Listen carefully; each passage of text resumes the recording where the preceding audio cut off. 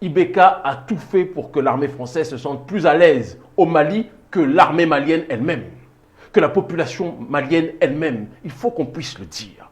L'armée malienne est l'une des armées les plus dignes que le continent africain puisse compter aujourd'hui. Elle fait face aux, comment dirais-je, aux œufs cassés que l'impérialisme occidental a effectués en détruisant la Libye. L'armée malienne résiste de manière digne. Donc quand on entend des cris d'orfraie de gens qui vous disent « Oh, coup d'État, oh, le pauvre Ibeka, etc. », il faut rappeler ce qu'a été Ibeka. On a donc du côté du camp de Kati, ce que la communauté internationale a appelé une mutinerie, ce que moi j'appellerais de manière plus noble une insurrection.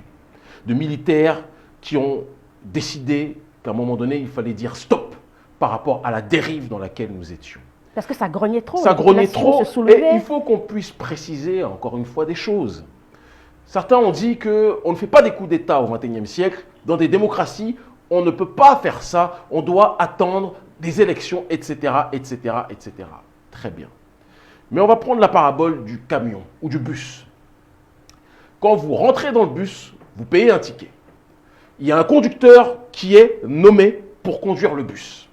Le rôle du conducteur, ma chère Nadège, et je pense que tout le monde sera d'accord avec cette situation, c'est de nous conduire à destination. N'est-ce pas? Bien sûr.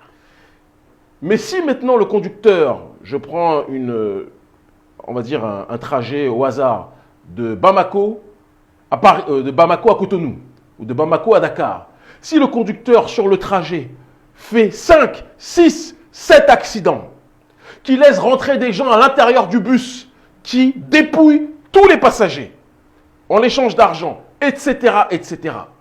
Et à un moment donné, tous les passagers vont dire au conducteur, on est rentré dans ce bus parce que tu avais comme contrat de nous emmener à destination.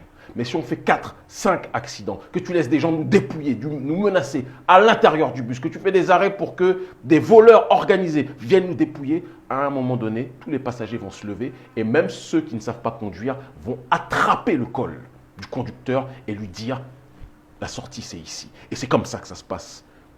Non pas que j'encourage cela, mais quand le conducteur est suicidaire et pousse le bus au suicide de manière générale, à la mort, la condition la plus extrême, c'est que certaines personnes doivent prendre leurs responsabilités pour arrêter le massacre. Je ne sais pas si vous avez déjà fait un accident en voiture ou en bus, ma chère sœur, je peux vous assurer que ceux qui en ont déjà fait, quand vous n'êtes pas le conducteur, que vous êtes passager, que vous voyez une personne qui fait un accident une fois puis 2 fois, vous allez lui dire, bon, on arrête de conduire.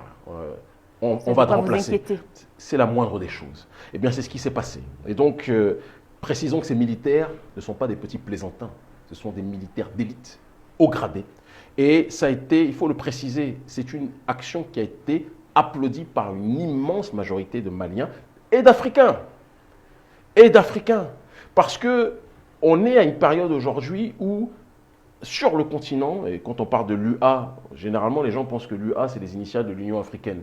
Moi je dis que c'est l'union des autocrates, de personnes qui sont souvent auto-élus ou mal élus et qui prennent le contrôle de leur État, d'accord? Et c'est un club de dictateurs. C'est la Champions League de la dictature, l'Union africaine aujourd'hui. Et les populations sont fatiguées de ces malgouvernances endémiques, systématiques. On peut toujours se plaindre de l'oligarchie occidentale, et je le fais de manière continue.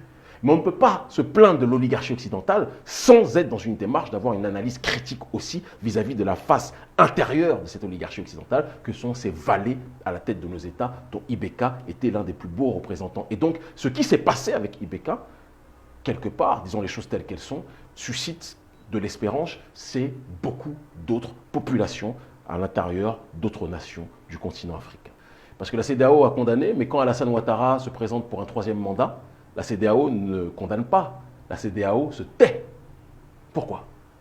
Est-ce que c'est licite de violer la Constitution pour un cas précis et pour les autres, c'est comment dirais-je, illicite? Il faut qu'on sache sur quel pied danser. On a l'impression que quand ça arrange la communauté internationale, là, on ferme les yeux sur la violation de la Constitution.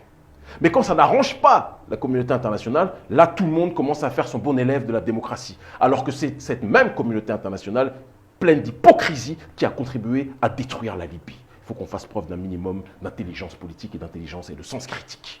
Si on ne va pas dans cette direction-là, on ne pourra pas avancer. Donc la CEDEAO a condamné, mais la même CEDEAO qui condamne ce coup d'État Et on comprend pourquoi, puisqu'on sait que bon nombre de membres de cette CEDEAO sont des agents influents de la France-Afrique. Et c'est d'ailleurs pour ça que quand Emmanuel Macron, qui lui aussi m'a beaucoup fait sourire, mais bon, on sait ses dons de comédien depuis un certain nombre de temps, d'accord, Emmanuel Macron a dit, a déclaré, et les autorités françaises ont déclaré qu'elles se joignaient aux condamnations de la CEDEAO vis-à-vis du coup d'État au Mali, et qu'ils exigeaient la libération de leur agent Ibeka. Et enfin, ils n'ont pas dit agent, mais nous on peut le dire, parce qu'on sait que c'était un agent bien évidemment des intérêts français. Mais il est intéressant de souligner que ce même Emmanuel Macron, qui condamne et qui a précisé quelque chose qui était sublime en termes d'humour, il a dit que on ne peut pas lutter contre le terrorisme et bafouer à ce point la démocratie. Alors Emmanuel, je te pose une question en te regardant droit dans les yeux. On a quasiment le même âge, mais on n'est pas du même bord, par la grâce de Dieu. Toi, tu es un outil du capitalisme le plus brutal, et nous sommes des amis des peuples. Mais on vous pose une question, mon cher Emmanuel. Comment se fait-il que quand Alassane Dramane Ouattara viole la Constitution, tu la boucles, d'accord? Tu la boucles, parce que ça va dans le sens de tes intérêts, mais quand ici, des gens portés par le peuple, parce que ces militaires sont portés par le peuple, décident de dire stop à ce crime d'Ibeka, à cette gestion catastrophique, cataclysmique, apocalyptique d'Ibeka, tu dis que c'est un scandale démocratique qu'il ait été arrêté. Vous ne nous faites vraiment rire. Il faut que vous sachiez que, en tout cas on le dit dans cette émission, parce que sur Vox Africa, dans l'émission Afro-Pertinent, on peut dire des choses que vous n'entendrez dans aucune autre émission. Soyez clairs sur une chose, la population africaine en a marre de voir ses droits et ses aspirations bafoués quotidiennement. Il faut que ce soit clair sur cette situation. Donc la CEDEAO, la France s'est plaint. La CEDEAO a sanctionné le Mali en disant qu'ils étaient exclus temporairement de la CEDEAO. Ils ont appelé à la libération immédiate d'Ibeka. On n'est pas pressé, il faut qu'ils puissent se coiffer comme nous, on a été coiffés lors de l'arrestation. D'accord. Et par la suite, un certain nombre de dirigeants qui sont très inquiets.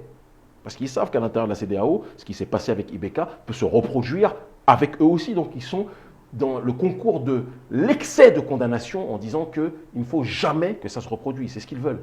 Mais ce qui s'est passé partout dans le monde finira par se passer aussi ici en Afrique.